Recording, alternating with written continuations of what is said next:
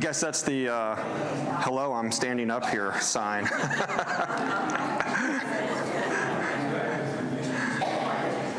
It's 2:30, so we're going to get started. Welcome, everyone.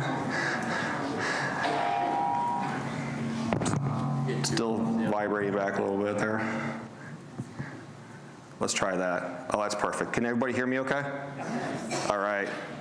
Welcome, everyone. My name is Nathan Wiles. I am a professional labyrinth designer, builder, and I even do some education. It is a real job. There's only a few of us in the country that actually do this full time. I'm very lucky and very blessed to be one of them to get to do this full time. My background is actually in interior design and construction management. So long time ago, I used to pick out fabrics and colors and build sacred space for people and manage large multi-million-dollar projects. And that's where I actually found my very first labyrinth. I was doing a project at a large church renovation in Cleveland, Ohio. And I walked in with some engineers. We were going to restructure their ceiling in the Great Hall. Walked in, and here's this big, huge canvas labyrinth standing in the way. Like, what is this? It's in the way. I talked to the people. I said, we need to get this moved. No, we can't move it. Here's why. I thought, that's really cool, but can it be moved tomorrow? No, it's here for a week. Being a workaholic, it was my first opportunity to actually see the labyrinth and be the last one off of the job site at 11:30 at night. And I had an opportunity to walk that labyrinth, no judgment, looking around, and it was the best walk I've ever had in my life. It was the first walk. 2 days later, the church asked me if I could actually make them a canvas labyrinth. I'd never seen a labyrinth before, so I measured it all out, found someone to actually sew the canvas, and then I put it in a gymnasium, and it took me a week to figure out how to design it and paint it, and the whole process took about 3 months, my very first one. Today, we've made almost over 1,000 canvases, and I can produce a canvas in 14 hours. That's the difference. But what was so amazing is that once I gave this to the people, the church, I got a call 2 days later from another church and said, hey, can you make us one? And then it just started rolling. I was so happy. Like, it was just a completely different career change and life change for me to be able to go from creating space, interior space for people, to a different type of sacred space. I currently live in Vermont. We travel all over the country building labyrinths, and we try to stay east of the Mississippi, but you know, you gotta love Texas. We were in Houston last year, so it was just a great opportunity to come here and do one in Dallas area. I met Christine actually on a labyrinth. Believe it or not, my pickup line was, are you here for the labyrinth event?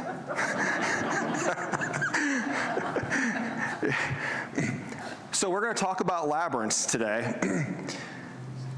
Designing and building labyrinths for over 15 years, I get asked almost the same questions by almost all the same people. People just want to know about this, this, and that.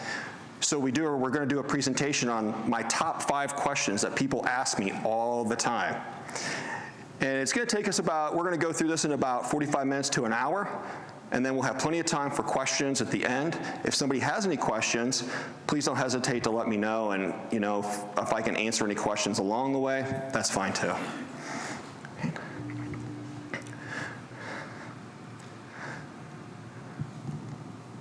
What is a labyrinth? Believe it or not, that's the first question people always ask. A labyrinth is an ancient spiritual tool, a single meditation path leading to the center and returning back. It's an ancient tool that is still relevant today. That's an important thing to remember. It is universal and does not discriminate. We build labyrinths all over the country in universities, hospitals, prisons, public school systems, parks, you name it, public places, private residencies, they go everywhere. It symbolizes our spiritual journey. The inward and outward turns are, unlike a maze, deliberate in design. There are no dead ends or decisions to be made. You can trust that the path leads you to the center and then back out again.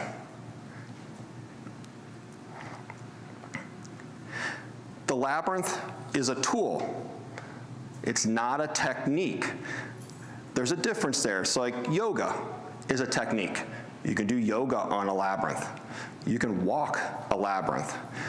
The labyrinth is a tool, and we use tools like labyrinths all the time.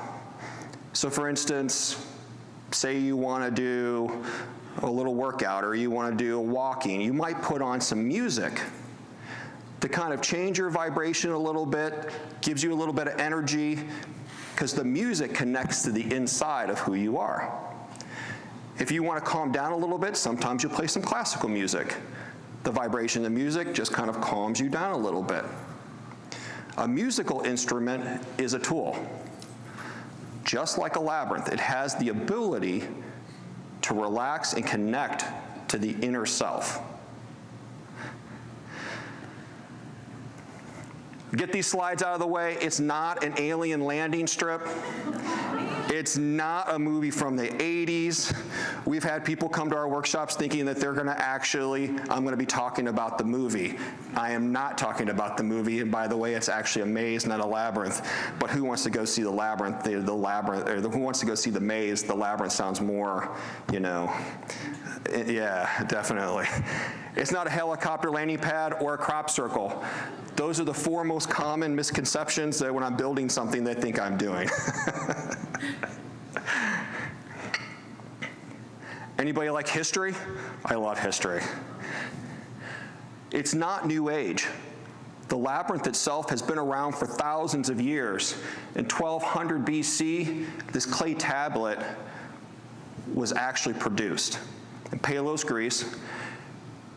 Here's the fascinating thing about that. It's in a museum. It's hanging up, and you see the classical design that was etched on the back, on that side right there. On the other side of it was a counter. A counter was somebody counting sheep that was coming into Palos, Greece, at the guardhouse. So, while someone was sitting there counting sheep and marking on the one side, in between the sheep herds coming in, he doodled a labyrinth. They know that they were able to place the timeline on that because that's when Palos, Greece burned down, the guardhouse burned down, and it kilned the actual clay tablet. But that's 1200 BC. The Romans were noted for carrying the labyrinth across their empire. We all know how vast the empire of the Romans were, from Africa to Europe, Middle East, parts of Asia. They loved mythology, and they loved the labyrinth, and they were noted for carrying that labyrinth as they traveled to different continents. The interesting part is that labyrinths themselves weren't so much walked in the Roman times. They were mosaics, they were artwork, they were on coins, but they were still noted for traveling, spreading labyrinths around their empire. It's found in cultures and societies in different styles all over the world. You see the man in the maze, some people are familiar with that. It's a Native American, Southwestern Native American labyrinth. It's commonly put on baskets, but it is a labyrinth. The next one is from India. Here's the fascinating part. This has been around for hundreds of years. It's actually a military position, believe it or not. Think of and try to imagine that labyrinth being 20 miles long and over 100,000 cavalry. And what they would do is they would actually come into an army and follow that pattern to try to defeat an army. Imagine that many horses at one time. Now today, it's actually a walkable labyrinth that is much more enjoyable.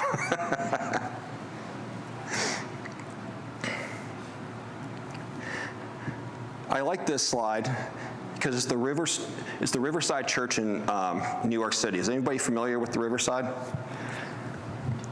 Do you know who actually paid to have this installed, this labyrinth? Anybody? It's the Rockefeller family.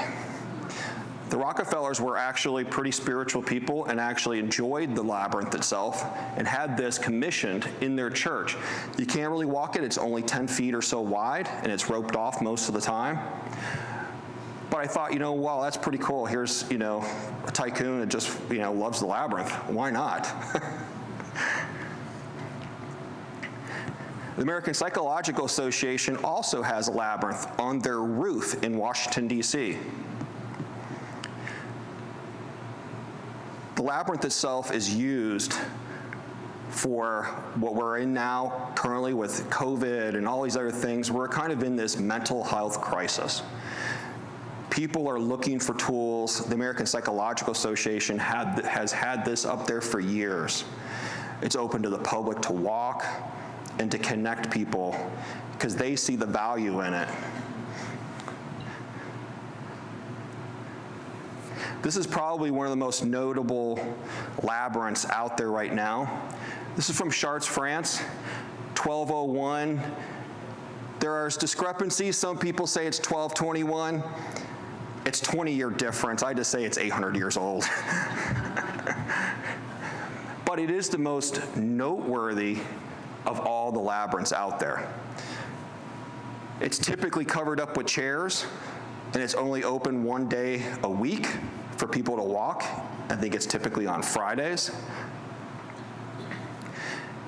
At your facility, this is the style that we're actually building for you. It has different parts, but it has the same characteristics as the Chartres, France. A couple people have come up to me and say, hey, did you design this? No, I didn't really design it. You can see the original Chartres. Your labyrinth is the first inner circles of the Chartres, France. So it comes from that design itself. I didn't make it up. So it still has that same feel of just walking the Chartres, but you only have to go around the 5 pathways. So that's where your design actually came from.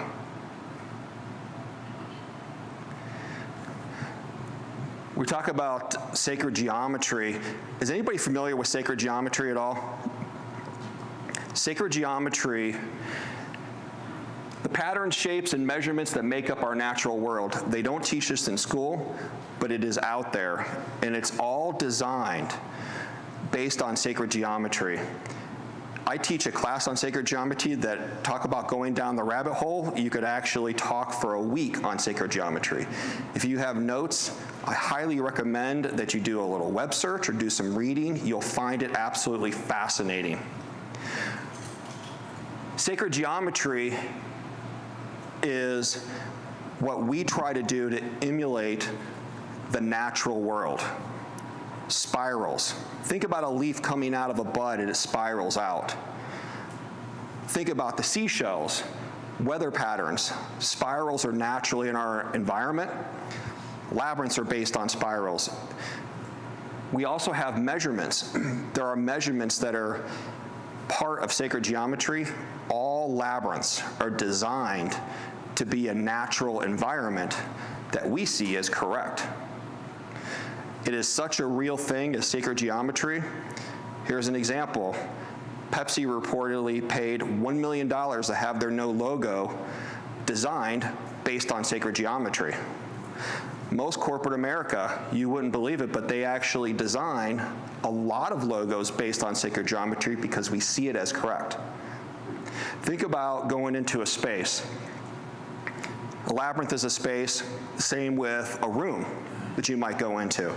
As an interior designer, we tried to create spaces that people feel comfortable going into.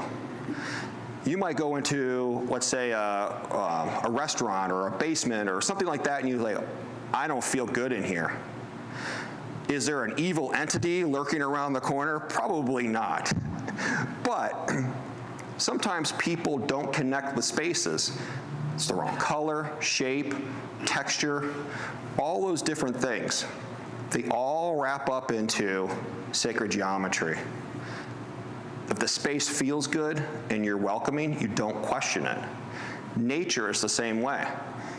So how many people have walked into a woods and said, oh, I don't like this tree, or I don't like this flower, it's totally wrong? I don't know anybody that really has done that. We try to base all our dimensions and proportions and everything on nature so that we feel comfortable. All those things are inputted into a labyrinth when the designs and the proportions and everything are put into it. Here's a labyrinth that's based on some nature that I did. I was called for creating a labyrinth for a group of addicts. So we decided to design this, what we call the New Beginnings.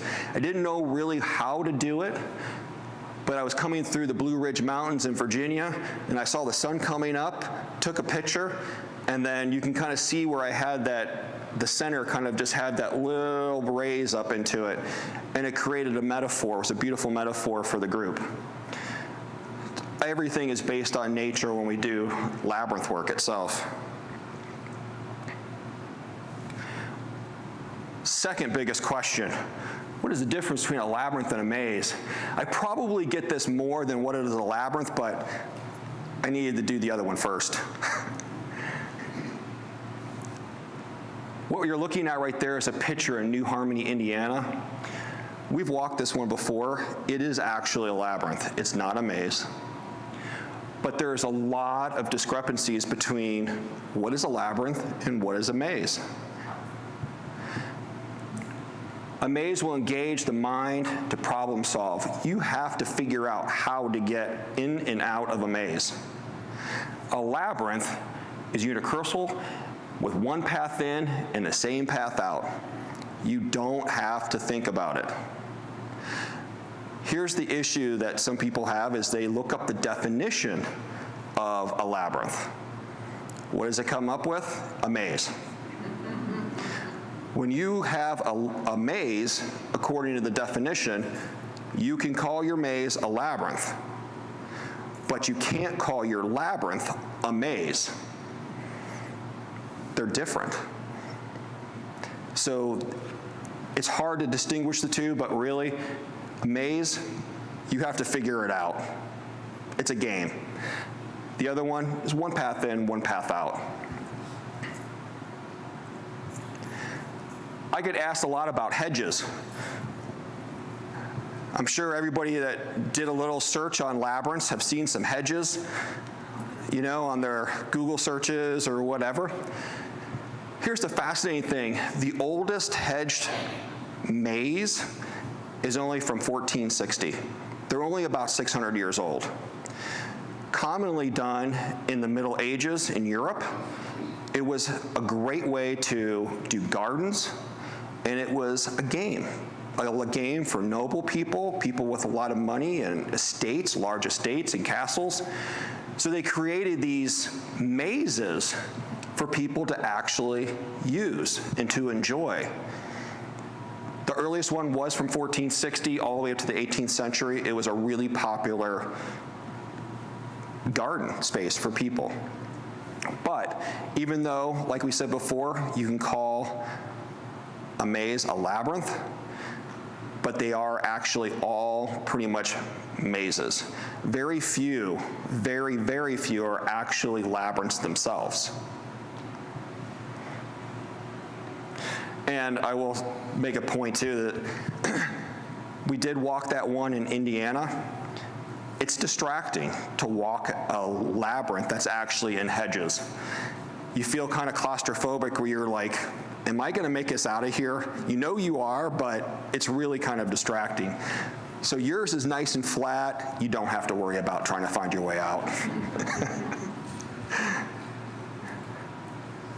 I call this question, what is that? You can wrap up all those things as, I don't get it. What is this thing? Most people, when they come up to me and ask those questions, is because they're pointing to the individual pieces and parts of the labyrinth. So on your labyrinth, it's broken down into a few spots. You have the entrance and the pathway. You have field lines the dark lines that are going around, imagine yourself standing at the beginning and just looking outwards. It's a field of lines. You have switchbacks, commonly because you switch back and forth. You have those cusps on the outside. They're called lunations. On the original Chart's design, it was used, they believe, to count the lunar cycles and different aspects of it.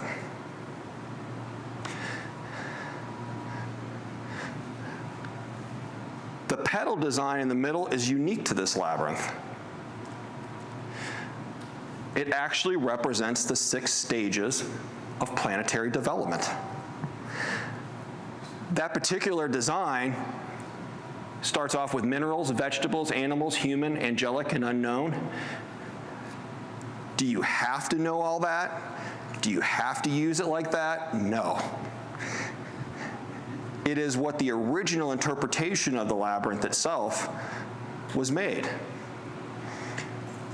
Understand, too, that when this labyrinth and all the labyrinths and cathedrals, I think there was 80-some cathedrals built in the Middle Ages, 23 of them had labyrinths in them.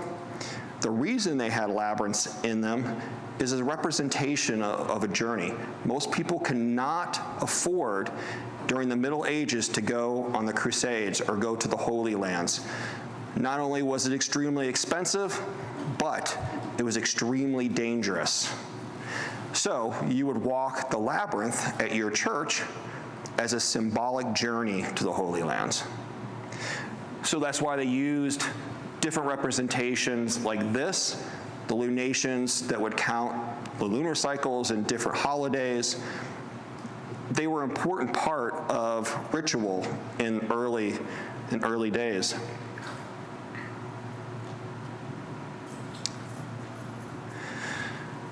Is it for me? You know, labyrinths are used as a focusing, team building, meditation, prayer. The labyrinths themselves are for everyone because you can use them in so many different ways. When I said that we did them in universities, students use them as a focusing tool before exams. Public schools, the kids use them to play. They use them as a way to unplug from their iPhones for just 15 minutes. You can use them for prayer at churches. There is a way that people just need to create that pause in life, and what a great way to actually invite yourself and give yourself permission is to go to a labyrinth and walk it.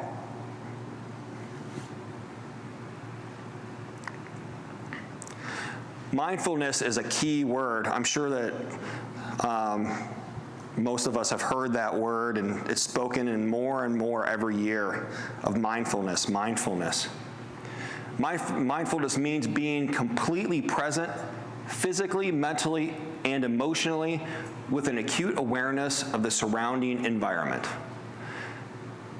When we practice mindfulness, our thoughts are tuned in to what we're sensing in the present moment rather than rehashing the past or imagining the future. It's about living in the now, not about living in the past, not thinking about what we're going to do 2 weeks from now or a month from now. We deserve to know what we're doing now and give ourselves permission to focus on the now, and that's what being mindfulness is really all about. Why mindfulness is so popular? Every single person has experienced stress and anxiety at some point in our lives, but not everyone knows exactly how to deal or cope with stress. Here's an example on stress and anxiety, and this is from personal experience. One, being a project manager on large projects, extremely stressful, extremely. And so I decided, even before I found Labyrinths, that I wanted to learn how to meditate. I am a failed meditator. And I'm not talking about I tried it once. No, I studied with a Buddhist Zen monk for a year on meditation, and there was no hope. I can't sit still. It just wasn't for me to be able to sit and listen to chants and try to get myself to focus and rethink. It's not for everyone. But stress comes in so many different levels, because I am a person that I can't even stand still right here for let alone 5 minutes or 30 seconds. I have to move around a little bit. Stress comes, and everybody deals with stress a little differently. Another experience I have was going to waiting rooms, waiting for, my dad to get out of the surgery, and all these other places that have high stress and high anxiety. Do you ever see somebody pace because they have so much stress? What do? They're walking in a square room, and boom, they hit a wall. When you hit that wall and you have to turn around, your body has to re-engage physically, and it has to re-engage mentally, emotionally, and you reset. You start walking again. You hit the wall. It's an automatic reset again. You're walking 20 paces. We build them in hospitals because it gives people permission to pace with purpose. The Labyrinth does the same thing.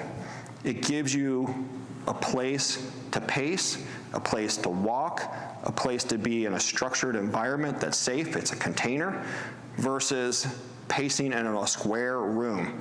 It just doesn't work.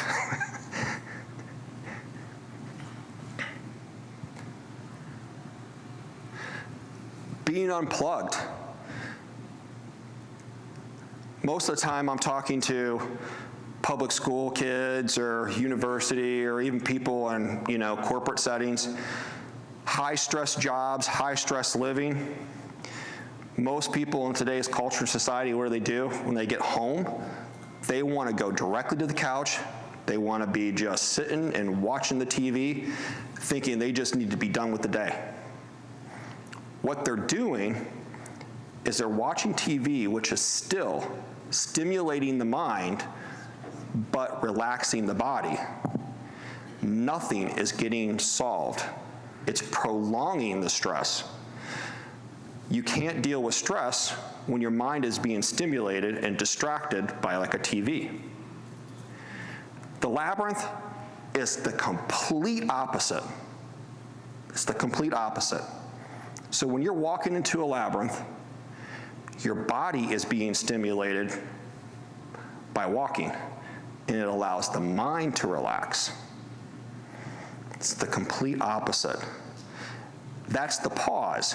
The pause is giving ourselves permission to allow ourselves to be distracted enough to be comfortable to walk and allow us just to think. We just need that thinking time. But it's completely different than watching a movie or a TV. Intent sets the purpose. You can use a labyrinth for all kinds of things. Music and art, relaxation, conflict resolution. I designed a labyrinth for Sing Sing Prison to be dealt with conflict resolution for prisoners. I was told that it was approved, and in about 10 or 15 years, they might actually do it. The prison system is unfortunately extremely slow. Focusing. College kids, they use it for focusing skills right before exams. Themed walks, tons of different ways you can walk a labyrinth. Games, and it does invite the inner peace. Even though the original Chartres Labyrinth itself is in a cathedral, a lot of people think it's a Christian labyrinth. I can only do prayer on that. No. The design of the labyrinth does not set the intention for how you use it. That's in a church, that's at a hospital on the top right, and this is a park in Chatham, Massachusetts. Same design. You can pray in any one of those. You can do stress relief in any one of those. You can use it any way you want. The design itself doesn't set the purpose. It's the intent that sets the purpose.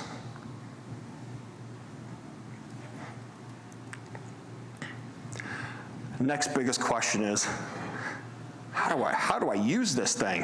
How many people want to know how to use it? Before entering, consider a contemplative question, a prayer, a favorite image to hold in your mind before you step into the labyrinth and begin walking. Centering yourself, when we talk about centering ourselves, it's about coming up to the labyrinth, taking a deep breath, feeling relaxed enough and open enough with your mind to be able to want to walk into it. This is what we call a heart-led practice. If you don't understand what a heart-led practice is, it's because some people have directions. They want step 1, 2, 3, 4, 5. It's not like that.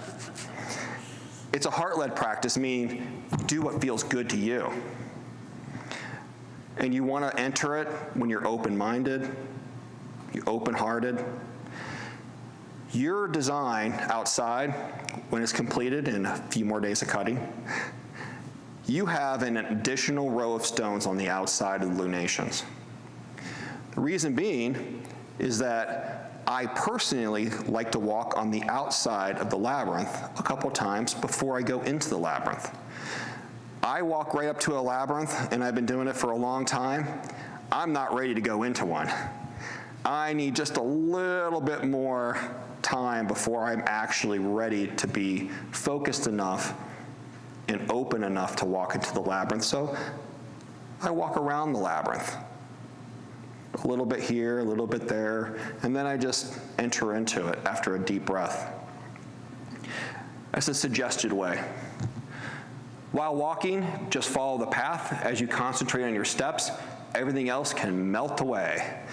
When I talk about concentrating on your steps, it's not so much like you have to just, oh, if I mess this up, it's the end. I don't know what to do. True story. I've been designing labyrinths for a long time. The Chartres-France design looks complicated. I've memorized it. I can do it by heart. I was in a workshop where, there was probably close to 50-some people walking a large labyrinth at the same time. I was not focused on the walk. I'm part of this walk, and I'm like, oh, I got stuff to do after this. So I walk in, go all the way to the center, like, I gotta get out of here. I walk out.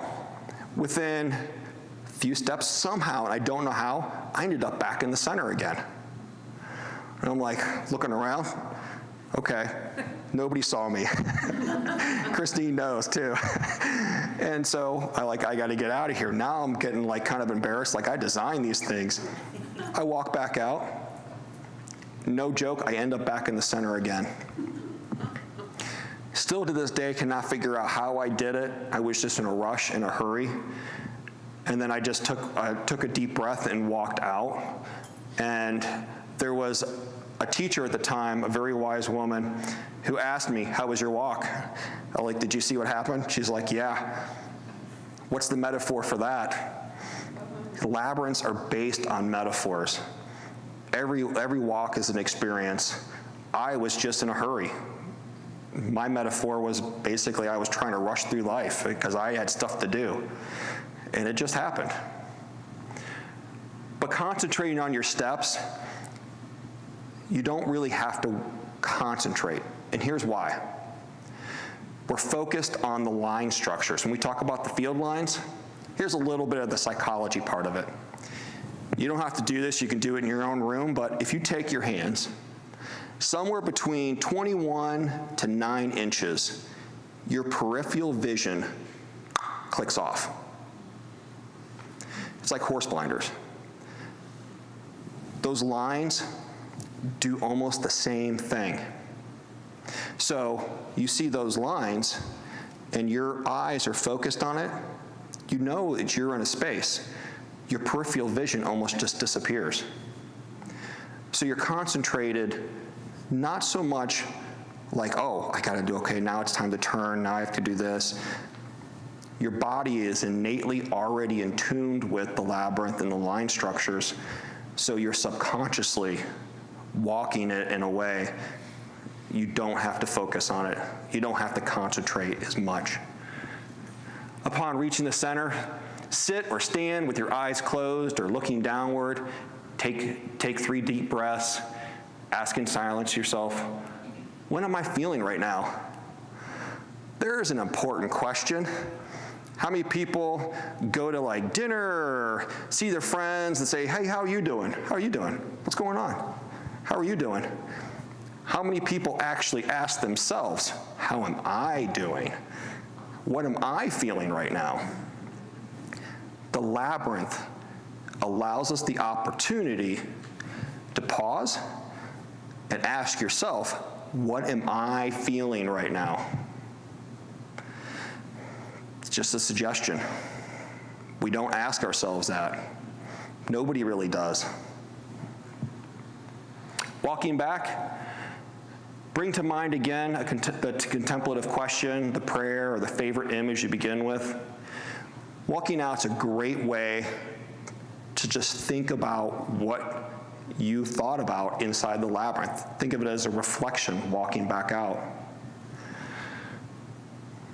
Another suggested way of walking.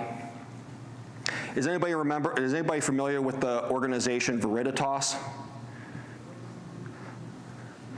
Veriditas is the world's leader in labyrinth education and the labyrinth movement. They're based out of California. I'm a faculty member there and a designer and builder based with the Veriditas organization. Veriditas.org, if you want a lot of information on labyrinths, is a great website and a great resource. They offer and suggest the 4 R's: remember, release, receive, and return. Remember, take the time to be grateful and be thankful for your life and bless the people in your life. You could use that as a way of walking around the labyrinth before you actually enter the labyrinth. Release is walking into the labyrinth to the center. Receive, standing in the center of the labyrinth. And return is the reflection coming out. I like to think of it as the 3 R's. You can use it any way you want, but I like the release, receive, return. It's the easiest for me to remember. So, releasing. What are we releasing? Does anybody have grandchildren? Yeah. Anybody have to watch Ice Age? You don't have to watch that Disney movie Ice Age. There's a little song, your inner Elsa, let it go. It's the same thing I do when I teach little kids. Let it go. They don't understand release, but they understand that let it go song. You're letting it go. Somebody you weren't happy with or something just wasn't fitting right at the beginning of the day, just let it go. Release it. That's the part of walking in, is just release. Release some of the anxiety. Release some of the stress, some of the conflict. Allow yourself that time. Receiving takes a couple different forms. If you're walking in for a prayer, it might be from your particular deity, or it could be from yourself. Once we release stress, pause for a few minutes, you'd be surprised what you yourself come up with on an internal level. And then return, it's reflection. Returning is my favorite part because I've already let this stuff go, and as you reflect coming back out, sometimes you need a little bit more time. It's okay to walk around the labyrinth again.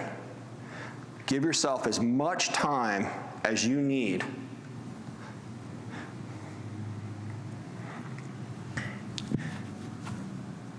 Here's some suggestions. Walk with an open heart and an open mind. We talked about being in a heart-led practice. It is. Walk without expectations. Every walk is different. No one's going to be prescriptive when it comes to walking the labyrinth. I am not going to sit here and tell you that you're going to walk into the center of the labyrinth, the clouds are going to part, the sun's going to come down, birds are going to be flying around. It might happen, but I'm not going to tell you it is. Everyone has an expectation, but don't when you're walking to a labyrinth. It's just experience it. Every walk is different. It's your own personal journey. It's your personal walk. What you experience is not going to be the same for the person sitting next to you. We all are internally different. We have different mindsets and different needs. Walk with soft eyes. What do I mean by that? Multiple people can be on the labyrinth at the same time. On a labyrinth your size, you might have 2, 3, 4, 5, 6 people on it. We're talking about walking with soft eyes is because you're on a journey. The person with you, maybe not with you, but walking on the labyrinth at the same time, they're on their journey. So when you walk with soft eyes, and you're walking down and you're focused on your lines, and somebody's walking a little bit close to you, you don't go. You don't give them the evil eye. It's a soft eyes. Everybody's trying to just be connected to themselves, so you just look down with soft eyes. Remain in the center for as long as you wish, then follow the path back out. Look, I have seen people go into the center, hit the center, and jet out the labyrinth. I've seen people be in the center itself for almost an hour or more. There's no time limit. Commercials have a time limit. Your TV show has a time limit. Being in the center of a labyrinth, there isn't a time limit. You can be there as long as you feel you need to be in there. Multiple people can be at the center at the same time. I've seen this a lot. People will come up and they'll stand in the center. Someone else will come around them and they'll just patiently wait for him to leave the center and wait and then wait. The center can handle more than one person. It's okay to be on your journey. This person that's in the center is on theirs, you're on yours. It's okay to enter. Don't wait for someone to leave before you enter. Stay on your journey. And we talked about the center as far as like the 6 planetary development parts of it. Don't have to focus on that. The center is just whatever you want it to be. Remember, the walk is a metaphor for your spiritual journey and or your life's journey. Everybody has a journey. Everyone does. It's your own personal journey. You don't have to tell the people next to you what your journey is. Just give yourself permission, just a little bit of time to just have time for yourself. Self-care is so super important in today's world. And there are metaphors. I told you about my metaphor, and I've never ended up back in the center after that because I've paid super close attention. But there are a lot of metaphors that come into the labyrinth itself. There might be a bird chirping. There might be something might happen, or you might have an experience. So just pay attention to what actually happens to you on the labyrinth. You might get a little glimpse of something. It doesn't know. You may not get anything, and that's okay. Walk at your own pace. Here's a tricky one, because I walk kind of fast, and if somebody's in front of me, I go around them, and that's okay. It's totally socially acceptable to go around people in a labyrinth. They're on their journey, you're on your journey. Go around them. Don't worry about it. It's okay. It is a two-way road. So what happens when you're somebody's coming out and you're coming in? Just like driving a car, just step around them. It's pretty simplistic. A Allow them to pass if you wish. Experience your experience.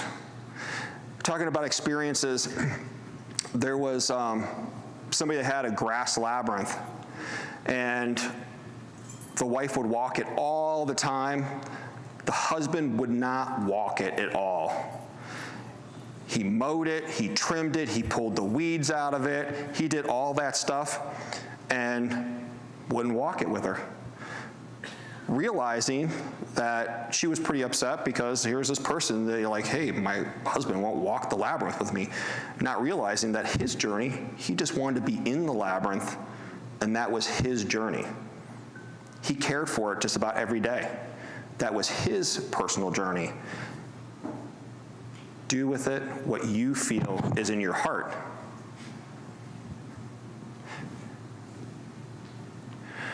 We do a lot of labyrinth walks in a lot of different workshops throughout the country. And these are two large extremes from kindergartners and first graders. Here's some comments. Here's the wonderful thing about young, super young children. They're not preconditioned. They're not. They are going to tell you the way that they actually feel. Kindergartners, you know, it's so peaceful. It was bringing peace. It was made me sleepy. You know, here's all these things. It was great. One little kid, a little girl, like, I don't know, she hasn't been this tall, I don't know. I was like walking with my mommy and daddy. You know, it was like, oh. And then we do walk for a corporate America, corporate offices. You know, here's a whole different set of challenges.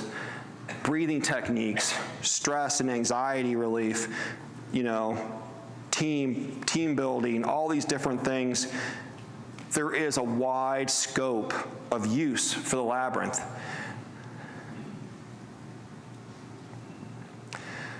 This is our email too. Christine and I are available to take call or to take emails and answer a lot of questions. You want to do a theme walk? Some people want to talk about, hey, I want to do a memorial. I want to do this. I want to do a walk for Christmas. I want to do a walk for this. We are available via email to answer questions for people. Something you don't want to understand? I tell people it's better to send us an email with your questions than it is to go online and Google it.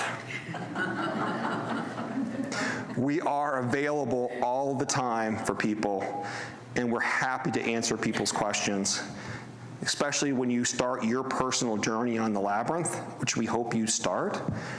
Please don't hesitate to reach out, even with a comment. It would be great. I do have a few minutes to questions. If anybody has questions about the labyrinth or anything that I've talked about today, yes? Is any of this available like as a handout so that we can, it's a lot of stuff here.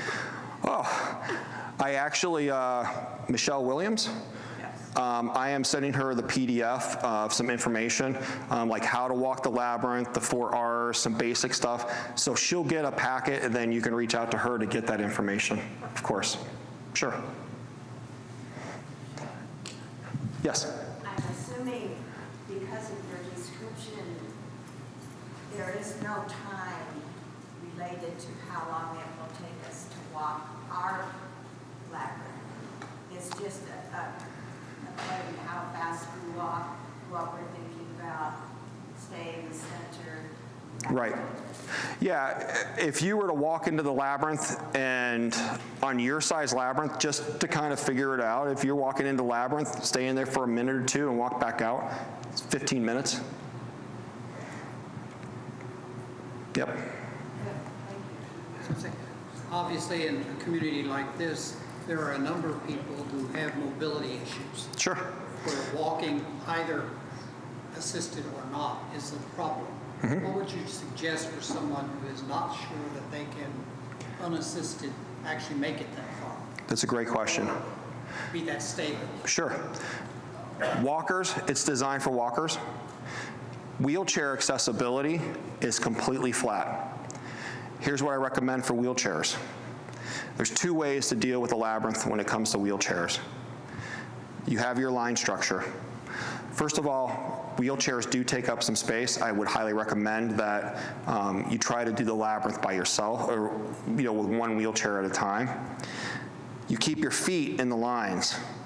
So if somebody's pushing you, they might swing a little wider, but your feet stay within the parameters. One of the things that works really well, and I know that Highland Springs is working on this, is finger labyrinths. They're edged so that you can actually trace the pattern. What works beautiful with wheelchairs and power chairs is people coming up to it. You have the labyrinth in front of you, and you have this finger labyrinth that you can trace, but you're looking at the actual design. It is an incredible experience that is just as rewarding than actually walking or being on the labyrinth. It's that right there. Why? Because your body is being stimulated. It's the same thing as walking. Something is moving. So my recommendation is find, those finger labyrinths that I know that are being worked on and come up to the entrance, trace that out. That's the best way to do it. I think that's the most rewarding for people. Yes? What do you mean they're being worked on? I talked to Derek Pasture, who is the project manager here, and apparently there's, you have an answer? Michelle can answer that. I have a microphone for you. Let me. Was the question about the finger labyrinth? Yes.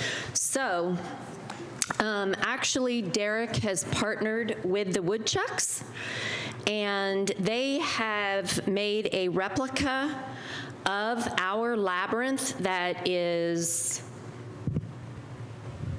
about that big. And so they've actually got the first rendering of it. So it will be on a stand somewhere in front of our labyrinth, so anybody can drive their scooter or move their wheelchair or even just stand in front of it and trace along the exact path of our labyrinth, but use your finger instead of walk. So, yes. Great. Oh, I've got mine. Oh, right. I'll use it, so if anybody has any more questions, I can come around.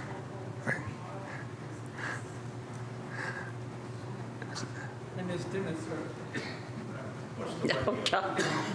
What's that? I'm sorry? What's the radio? The radius? Yeah. The radius is, the diameter of this labyrinth is 23 feet. No, that radio on your hip. Oh, this? It's a microphone. That's his microphone. Oh, that's I thought you said the radius. Oh, no. The diameter is 23 feet, 2 inches of the actual labyrinth itself.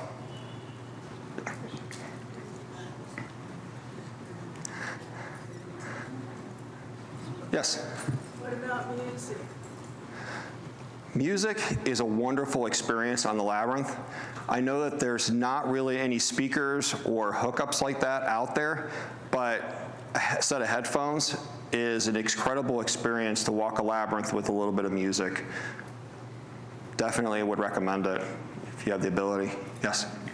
Since each of us is on our own journey, I assume the labyrinth is not a place to get acquainted with the person and have a conversation. Can you ask that question again with the microphone? Okay.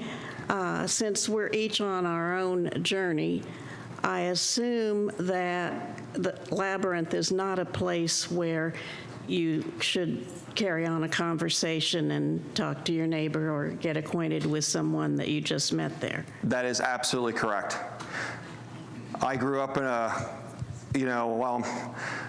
I went to school when you went to the library, the Dewey Decibel System, and you didn't talk in the library. You actually were focused on a book. The labyrinth itself is a personal journey, and you need to respect the space itself and allow those people everyone to just be kind of in their own space. Absolutely, that's a great question. Mm-hmm. Great. Any more questions? right. Well, again, email us if there's anything else that we could help you with or answer any more. Yes? When's it going to be available? I should have it done by Tuesday. Yep. A lot more stones to cut. Thank you very much, Nathan, for coming out here. Thank you. For a lot of us, I mean, I know myself included, I never really understood what a labyrinth was or how I could use it, so I really appreciate that. And for anybody that is interested in his presentation or wants more information, as Nathan mentioned, he's going to give his presentation to me. My name is Michelle Williams. My office is down the hall from the medical center. I know most of you, but I know some of you I probably don't. But I will have it so you can reach out to me and get that information. So thank you very much, guys. Thank you, everyone. Thank you.